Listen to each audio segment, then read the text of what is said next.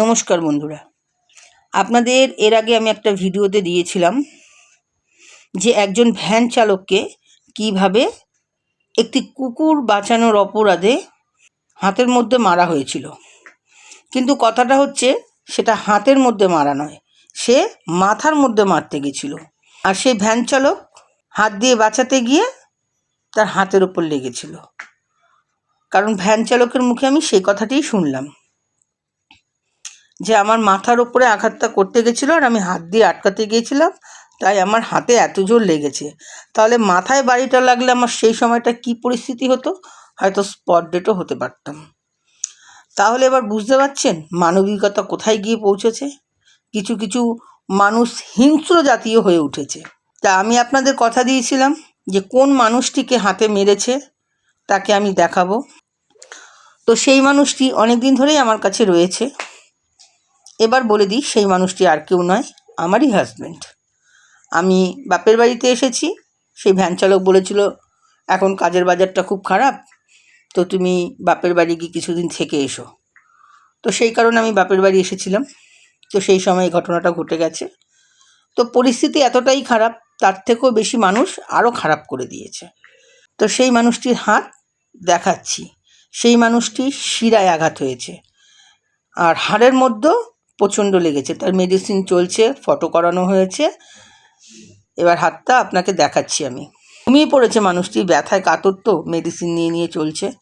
হাতটা তোলো দেখিনি প্রদীপ, একটু দেখাই তোমাকে এসেদের কাছে।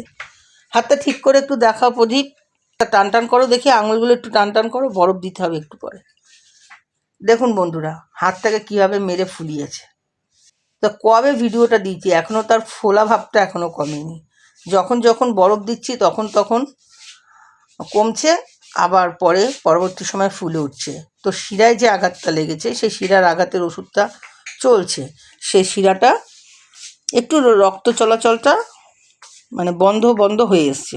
তো মেডিসিন দিচ্ছে তার ডক্টর, বলছে এটাতেই কাজ হবে। আর হাড়ে লেগেছে, তার জন্য মালিশ করার জন্য একটু মলম দিয়েছে আর কয়েকটা ইঞ্জেকশানও চলেছে। তো এখন মেডিসিনের উপরে রয়েছে, বলেছে ঠিক আছে, এতে কমে যাবে। এই যে দেখুন আমার হাজবেন্ড ব্যথায় এমনিতেই কাতর হয়ে রয়েছে, যারা ব্যথায় কাতর হয়ে কেরম করে পড়ে আছে দেখুন। তা কবে থেকে সে কাজ বন্ধ করে বসে আছে, তার মধ্যে এই হাত নিয়ে কাজ করার চেষ্টা করছে।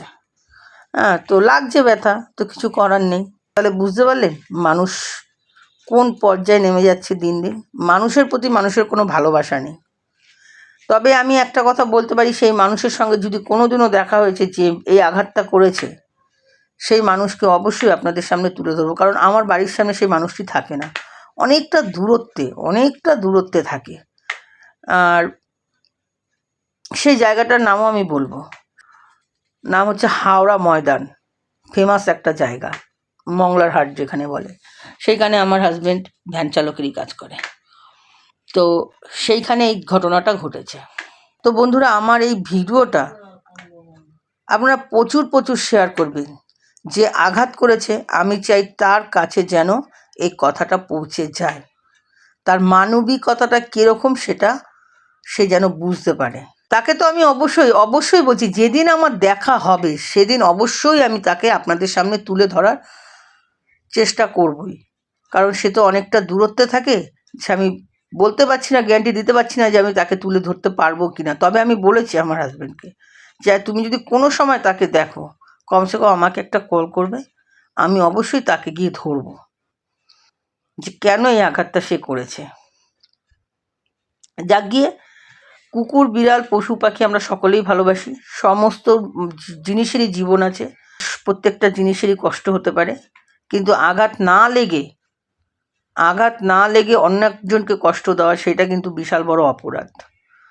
যাই হোক বন্ধুরা, আপনারা এটা শেয়ার করার চেষ্টা করবেন।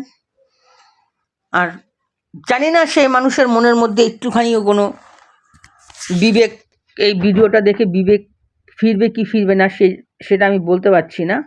তবে যদি মানবিকতা পুরোদমে শেষ হয়ে থাকে তাহলে তার বিবেক কোনোদিনই ফিরবে না।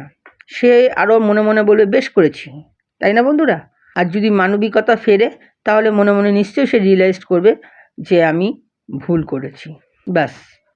আমার এতটুকুই চাওয়া। তো বন্ধুরা, এখনের মতন আমি বিদায় নিচ্ছি। মনটা তো খুব একটা ভালো নেই, তার মধ্যেও ফানি ভিডিও করার চেষ্টা করছি, আমি করে যাচ্ছি। টুকটুক করে একদিন দুদিন ছাড়া ছাড়া ভিডিও আমি করছি, ফানি ভিডিও। তো আপনারা পারলে আমার ফানি ভিডিওগুলোও দেখবেন, তবে এই ভিডিওটা একটু সবাই মিলে শেয়ার করে দেবেন। আর আমার কোনো ভিডিও বলবো না যে শেয়ার করে দিন বা লাইক কমেন্ট করুন, বলবো না। আগের যে ভিডিওটা আমি ছেড়েছিলাম আপনারা অনেকেই দেখেছেন। আজকে যে ভিডিওটা আমি ছাড়ছি, কোনো কারণ ছাড়াই তো এই ভিডিওগুলো আমি ছাড়ছি না, কারণ আছে দেখেই আমি এই কথাগুলো বলতে বাধ্য হচ্ছি এবং শেয়ার করার কথা বলছি। আমি আগেও বলেছি আমি ফানি মানুষ, এখনও বলছি আমি ফানি মানুষ। এসবের মধ্যে আমি একদম থাকতে চাই না। কিন্তু যেহেতু এত বড় একটা ঘটনা ঘটিয়েছে, সেটা আমার স্বামীর কেন, অন্য কারোর ক্ষেত্রেও যদি হতো, তাহলে আমার সামনে যদি হতো, অবশ্যই আমি এই ভিডিওটা তুলে ধরতাম। আমি মিথ্যের আশ্রয় দিতে ভালোবাসি না। আর আমার এই কথাগুলো যদি আপনাদের মনে হয় সত্য বলে বা অন্যায়মূলক ঘটনা বলে, তাহলে অবশ্যই আমার সাথে থাকার চেষ্টা করবেন। আজকের মতন বিদায় নিচ্ছি বন্ধুরা। শুভরাত্রি। সবাই ভালো থাকবেন, সুস্থ থাকবেন। আর হ্যাঁ, এইসব মানুষগুলোকে এড়িয়ে যাবেন, যেসব মানুষগুলোর মানবিকতা বলেই কিছু নেই। তারা আছে শুধু মানুষের ক্ষতি করার জন্য। এইসব মানুষগুলোর থেকে অনেকটা দূরে থাকবেন। নমস্কার বন্ধুরা।